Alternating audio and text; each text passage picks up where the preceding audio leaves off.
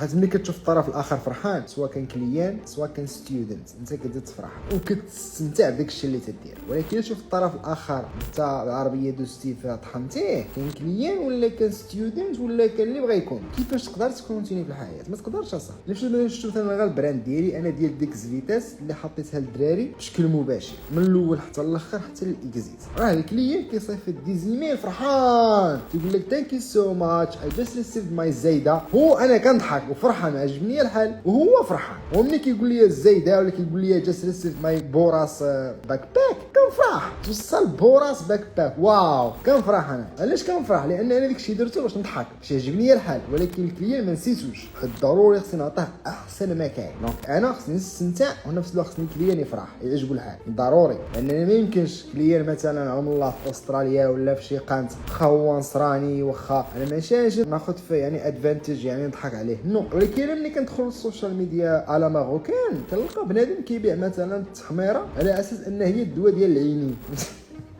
بنادم كيدير التحميره في وسط قرعه كيقول لك هاك راه الدواء ديال العينين. نتوما خصك تفهموا واحد القالب، خصك تفهموا، لان راه كاين اجرام من جميع النواحي، كاين مجرمين. ولكن ما عندك فين تمشي في الاخر، ماشي شي حاجه ما تدخل والو اصلا. 2 دراهم بيني وبينك، 2 دراهم بيني وبينك، 2 دراهم.